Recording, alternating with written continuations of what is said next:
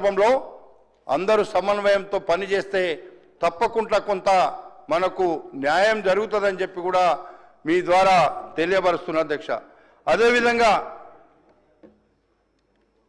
చెరువులు కుంటలన్నీ కబ్జా చేసి ఆక్రమించినటువంటి దుర్మార్గుల మీద తప్పకుండా చర్య తీసుకోవాలి అధ్యక్ష. ఈరోజు మనం వాళ్ళు వేసిండ్రు మేము తీస్తున్నామంటే కుదరదు. మొన్న నేను చూసిన అధ్యక్ష, మొన్న నేను ఇక్కడ మాట్లాడినా తురుకయం నా నియోజకవర్గంలో తురుకయంజాల్ అనేటువంటి చెరువు ఒకటి ఉంది అధ్యక్ష. 600 ఎకరాలు చెరువు మధ్యలోనే రోడ్ వేసిండ్రు. ఈ ప్రభుత్వం గతంలో 2019-20లో ఆ రోడ్ వేస్తే ఇప్పటిదాకా చర్య తీసుకోలేదు. ఈ ప్రభుత్వంలో చర్యలు తీసుకోమంటే తెల్లారే అధ్యక్ష మొత్తం ఆ రోడ్డును తీస్తున్నారు అధ్యక్ష. నిజంగా నేను అభినందిస్తున్నా. కానీ దాని మీద వేసినటువంటి వాళ్ళ మీద ఆ తీసేటువంటి డబ్బునంతా ప్రజల సొత్తును ఖర్చు పెట్టకుండా ఎవరైతే అక్కడ ధ్వంసం చేసిండ్రో వాళ్ళని పట్టుకొచ్చి కూర్చుండబెట్టి వీళ్ళను తప్పకుండా శిక్షించి వాళ్ళ ద్వారానే అది ఆ డబ్బులు ఎంత అయితే అంత వాళ్ళ ద్వారా తీసుకోవాల్సినటువంటి అవసరం కూడా ఉందని చెప్పి మీ ద్వారా నేను తెలియపరుస్తున్నా అధ్యక్ష. అందుకే హైదరాబాద్ నగరంలో ఇప్పటికైనా పర్వాలేదు, మీరు మీ ద్వారా అడుగుతున్న అధ్యక్ష, ప్రభుత్వానికి ముఖ్యమంత్రి గారిని కోరుతున్నా, హైదరాబాద్ నగరంలో ఉండేటువంటి చెరువులన్నీ, కుంటలన్నీ, నాలాలన్నీ ఎన్ని కబ్జాలకు గురైనాయి, ఎన్ని ఇప్పటి వరకు తీసినాము, తీయలేకపోతే ఎందుకు తీయలేకపోతున్నాము అనేటువంటిది కూడా ప్రభుత్వం తప్పకుండా దీని మీద చర్య తీసుకొని హైడ్రా ద్వారా తీసుకుంటారో లేకపోతే జిహెచ్ఎంసీ కానీ హెచ్ఎండిఏ కానీ ఏ మనకుండేటువంటి వ్యవస్థల ద్వారా అది తప్పకుండా యాక్షన్ తీసుకోమని చెప్పి కూడా మీ ద్వారా కోరుతున్న అధ్యక్ష. హైదరాబాద్లో మురికి నీటి సమస్య కూడా చాలా పెద్ద సమస్య అధ్యక్ష. ఈరోజు హైదరాబాద్లో మురికి నీటిని చూస్తుంటే అధ్యక్ష, మారిన అటువంటి మూసీ నది, ఆ మురికి నీటి ఇబ్బందికి, ఆ మురికి నీటిని సక్రమంగా పోవడానికి మూసీ నది పునర్జీవన ప్రాజెక్టును చేపట్టాలని ప్రభుత్వం నిర్ణయించింది అధ్యక్ష. దాన్ని కూడా విమర్శిస్తున్నారు అధ్యక్ష. ఆ డబ్బులు రాకముందే డబ్బులు వచ్చినట్టుగా ఈ ప్రభుత్వం తినేసినట్టుగా మాట్లాడడం అనేది నిజంగా ఎంత ఆశ్చర్యంగా ఉందంటే అధ్యక్ష, ముఖ్యమంత్రి గారు ఒక కమిటీని వేసిరు అధ్యక్ష మూసీ మీద.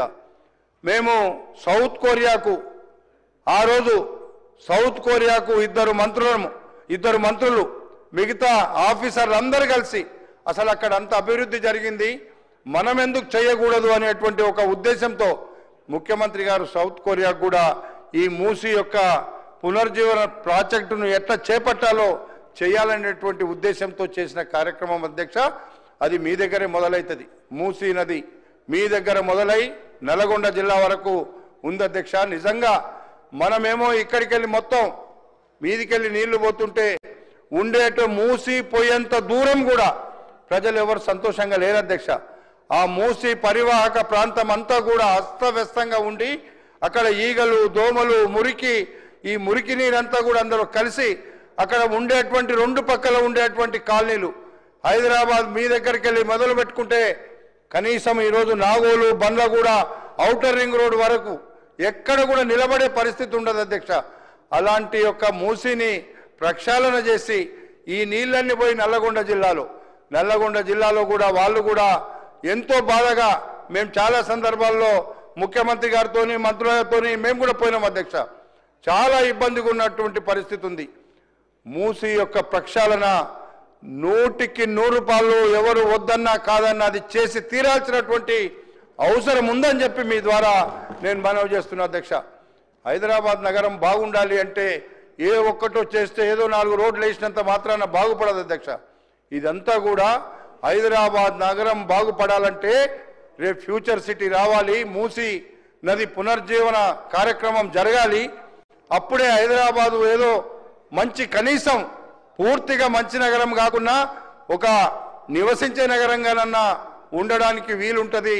కాబట్టి మీ ద్వారా నేను మనవి చేసేది ఏంటంటే ఫ్యూచర్ సిటీకి, మూసీ నదికి ఎన్ని కోట్లు ఖర్చైనా పర్వాలేదు, హైదరాబాద్ నగరంలో ఉండేటువంటి ప్రతి ఒక్కరికి ఈ 2 వ్యవస్థలు బ్రహ్మాండంగా ఫ్యూచర్లో రాబోయే తరాలకు మంచి కార్యక్రమం అని చెప్పి మీ ద్వారా నేను మనవి చేస్తున్నా అధ్యక్ష. మనం హైదరాబాద్ జంట నగరాల వాటర్ కూడా చూస్తున్నాం అధ్యక్ష. కృష్ణా నదికి కృష్ణా నుండి నీళ్లు తెచ్చింది కాంగ్రెస్ ప్రభుత్వం. ఈరోజు గోదావరికెళ్ళి తేవాలనుకుంటుంది కాంగ్రెస్ ప్రభుత్వం. లేకపోతే నీళ్లు లేకపోతే అధ్యక్ష రేపు పెరుగుతున్న జనాభాకు అనుగుణంగా మంచినీళ్లు లేకపోతే హైదరాబాద్ నగరం కూడా ఎడారిగా మారిపోతుంది, ఎండిపోతుంది. రేపు నీళ్లు తాగడానికి కూడా నీళ్లు ఉండని పరిస్థితి వస్తుంది అనేటువంటి విషయాన్ని కూడా మనం అర్థం చేసుకోవాలి. అందుకే ఈరోజు జంట నగరాలకు ఉండేటువంటి జలాశయాలు హిమాయత్ సాగర్ కానీ ఉస్మాన్ సాగర్ కానీ పునరుజ్జీవించేలాగా ఈ ప్రాజెక్టులను రూపకల్పన చేస్తున్నామని ప్రభుత్వం చెప్పడం మనందరం కూడా అభినందించాల్సినటువంటి విషయం అని చెప్పి కూడా ఈ సందర్భంగా మీకు మనవి చేస్తున్నా. అందుకే ఎల్లంపల్లి నుంచి మరో 20 టీఎంసీల గోదావరి నీళ్లను తీసుకురావాలనేటువంటి ఆలోచన కూడా ఇది ఆ రోజు ఎట్లయితే కృష్ణా వాటర్ తెచ్చి హైదరాబాద్కి ఈరోజు ఇస్తున్నామో రేపు రాబోయేటువంటి రోజుల్లో పెరిగే జనాభాకు అనుగుణంగా రేపు ఎల్లంపల్లి నుంచి తెచ్చే 20 టీఎంసీల నీరు కూడా ఇది ఒక మంచి కార్యక్రమము. ఆ నీటి ద్వారా మూసీ నీళ్లను మూసీలో కూడా కలిపి స్వచ్ఛమైన నీటిని ఇవ్వాలనేటువంటి ఒక ఆలోచన చేయడము ఈ ప్రభుత్వాన్ని మనం అభినందించాల్సినటువంటి అవసరం ఉందని చెప్పి కూడా మీ ద్వారా నేను తెలియపరుస్తున్నా అధ్యక్ష. హైదరాబాద్ వరద నీటిను మనం చాలా సందర్భాల్లో ఇంతకుముందు కూడా నేను చెప్పిన అధ్యక్ష, వరద నీటిని నివారించాలంటే ఈరోజు 5,000 6,000 కోట్లు దాదాపు పెట్టారు అధ్యక్ష బడ్జెట్లో. వర్షం పడితేనే అందుకే చెప్పిన అధ్యక్ష, మంచి కేసీఆర్ గారు బ్రహ్మాండంగా చెప్పేది, నిజంగా మాకు చెప్పేదేమో రాదట్లా. బ్రహ్మాండంగా హైదరాబాద్ను ఇస్లాంబుల్ చేస్తామన్నారు, హైదరాబాద్ను లండన్ చేస్తామన్నారు, హైదరాబాద్ను మహానగరం చేస్తామన్నారు. నిజంగా నేను ఆ మాటలతోనైతే చాలా సంతోషపడేది అధ్యక్ష. నేను ఎమ్మెల్యేగా రాలేదేమో కానీ కేసీఆర్ ఏదో చేస్తాంటున్నాడు, చేస్తాడేమో అని ఆలోచించున్నాం మేము.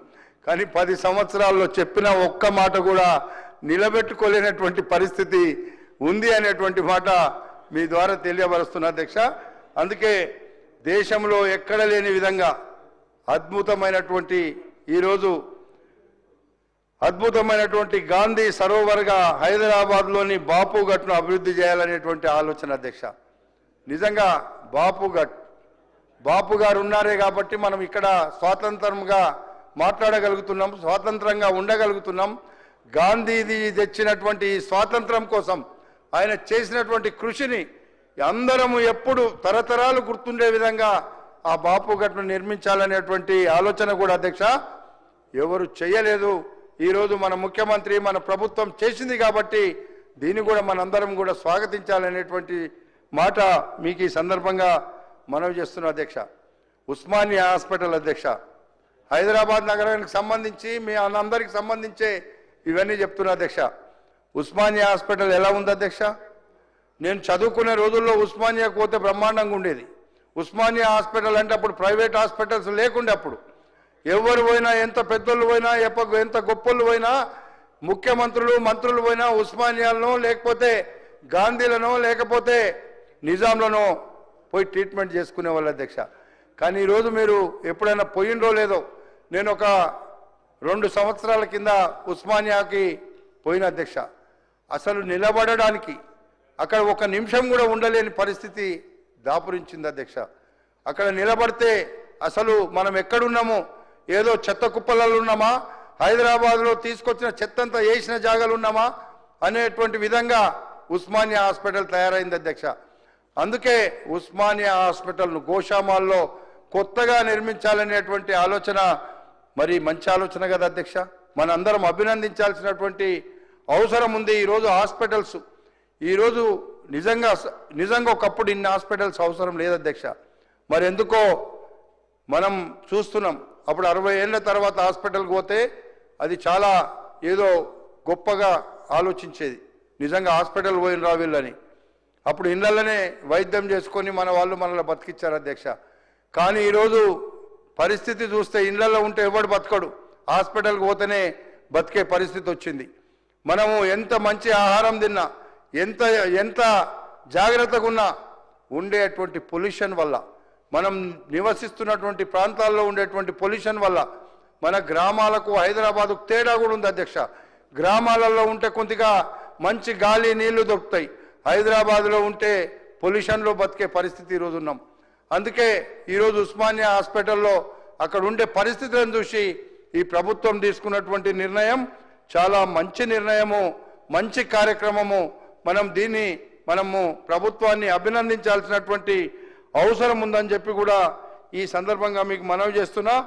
ఈ ట్రాఫిక్ నియంత్రణ మరి చాలా ముఖ్యం అధ్యక్ష. ట్రాఫిక్ నియంత్రణ చేయకపోతే మనము హైదరాబాద్లో తిరగలేనటువంటి పరిస్థితి మనకు